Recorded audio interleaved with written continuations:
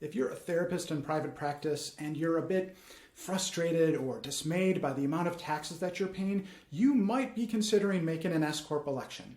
And if that describes your situation, then today's video is for you.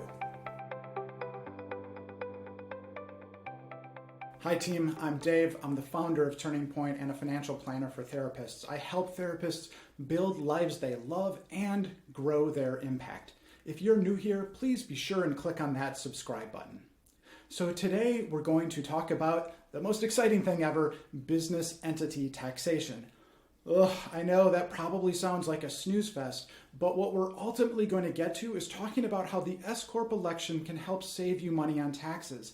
But it is complicated, and I really want you to understand a little bit of the nuance of what's going on behind the scene tax-wise before jumping into this election. Unfortunately, I've seen a number of people regret having made this S-Corp election too early in their business, and it maybe just wasn't the right move for them. So today, we'll help you begin to think through whether the S-Corp election could be right for you. Now, before I do that, I just want to give a quick disclaimer that I am not an attorney. I can't give legal advice. I'm not an accountant or a CPA, so I can't give tax advice. And financial advice and advice of any kind is not offered in this video. This is just a general educational tool for you. If what I cover here today is interesting to you and you think it might fit your business, please reach out to a professional and get that advice you need. I, for one, would be happy to have a complimentary conversation with you, and the link to do so is below. One more thing before we dive into the nitty-gritty, and that is to take it easy on yourself. This stuff is complicated. Don't get overly frustrated if it's confusing on the first go-round. It might take a little while just to percolate in, but you absolutely can understand this stuff. It is not beyond the reach of any licensed therapist. Also, I'd like to add, if there are details that it seems like I gloss over kind of quickly or things that seem confusing, be sure and check out 3 different videos that I will link to below, which kind of cover prerequisites or some foundational knowledge that will help some of this business taxation, S-Corp stuff come a little bit more easily. Again, links to all those 3 videos are below. Because we're talking about taxes, we need to start the conversation by looking at your practice profit and loss, or P&L statement. The reason for that is because for most of the taxes we'll be covering today, you don't pay taxes on all money coming into or going out of your business. You pay taxes on your earnings before taxes, and that's after you've deducted all of your eligible business expenses. If this concept feels a little bit fuzzy or confusing, be sure and go back and watch my video on understanding your practice's profit and loss statement. The second thing to keep in mind is that there are 3 different ways or 3 different streams of types of income that can come out of your practice to you personally. There is payroll, so that's the salary that you would receive through the formal running of a payroll process. There's earned income, which is earnings you receive as a result of working a job or owning a business, but it isn't from payroll. And you'll notice that payroll sits within earned income. So payroll is a form of earned income. And then finally, we have the catch-all bucket of all income. And you can see payroll and earned income, those both sit within income because they are just certain types of income for tax purposes anyway. Now, the tax characteristics of these 3 different buckets differ. Payroll is assessed all 3 different types of taxes: payroll taxes, FICA tax, and income tax. And remember, FICA tax is also known as self-employment tax or earned income tax. Then the earned income bucket, that is assessed, again, FICA tax and income tax. And then finally, for all other sources of income, that is only assessed income tax, no FICA taxes, and no payroll taxes. All right, so with those 2 concepts in mind, let's take a look at the default way your business entity is going to be taxed. And when I see default, I mean either as a sole prop or as a partnership. And a sole prop is, as you'll recall from the Business Entity 101 for therapists, a sole prop just comes into existence automatically when you start in business for yourself without any formal filings with the state or anything of that nature. Similarly, if you have co-owners or partners that you're working with, a partnership is also just automatically created. There's no formal action you need to take on your own behalf.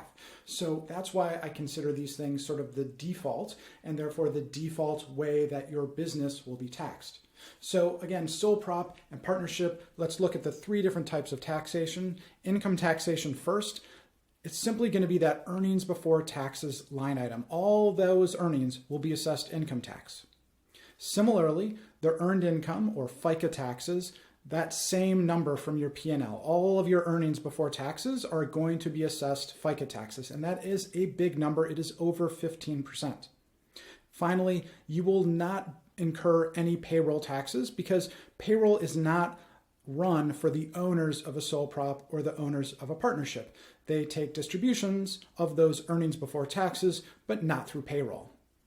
One last point to note is that both sole props and partnerships are what are known as pass-through entities for tax purposes. That probably sounds confusing, and it is a little bit, but what it means is that the partnership, the sole prop, doesn't pay taxes itself. Rather, it passes the earnings from the business through to the owners, and that's going to be you. So those business earnings show up on your individual tax return, that 1040 return that you prepare every April. All right, so those are the default tax characteristics of sole props and partnerships. But what if you form a corporation? How does the tax picture change as a result? To answer that question, first we need to look back at the P&L of the practice because there's going to be a change here. And that change is that within that business expense line item, we're going to add an amount for your salary. The owner, you, are going to take a salary from the business, and that is required to be a corporation business entity.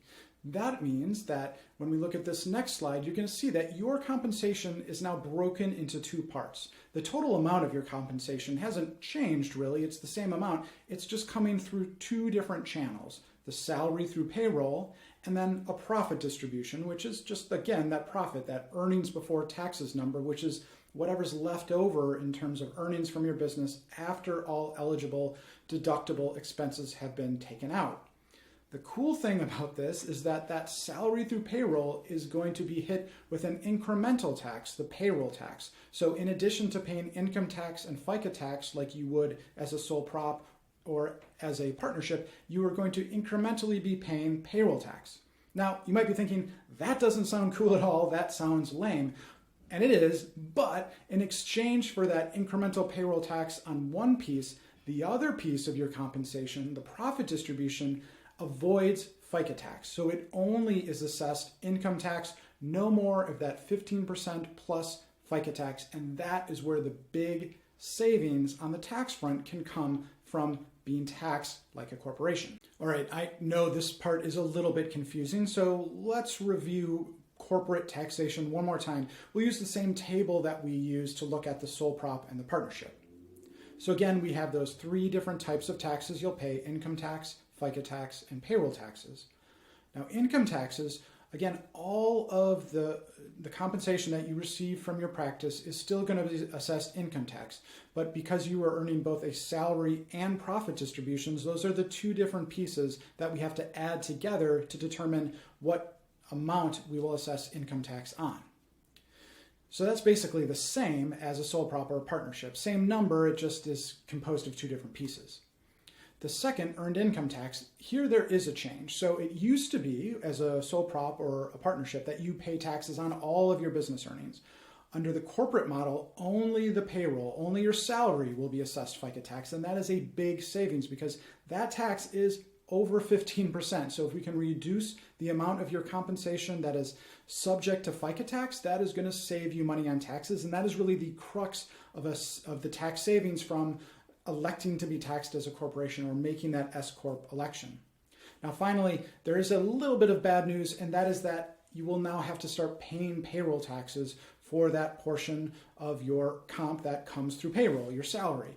This is something that you did not get assessed as a sole prop or as a partnership, but that is not the end of the world because payroll taxes are generally fairly low. Now, you might be wondering, why have I not covered how LLCs or limited liability companies are taxed? And if you're not in the state of California, there's a pretty good chance that you're operating your private practice as an LLC or as a professional LLC. Now, the reason I haven't spoken specifically about how LLCs are taxed is because they're taxed as if they were a different form of business entity. So the default treatment for LLCs is that they are taxed as if they were a sole prop or as if they were a partnership. It depends on if there's only one owner. If you're the sole owner of the LLC, you'll be taxed as if you're a sole prop. And if there are multiple owners, you get partnership taxation treatment.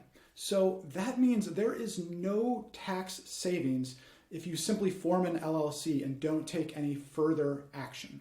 That is something that a lot of people misunderstand, but it's really important to know that simply forming an LLC doesn't save you any money on taxes whatsoever. And in fact, it probably just subjects you to some additional taxes or filing fees that you need to pay each year to keep that LLC current and in good standing.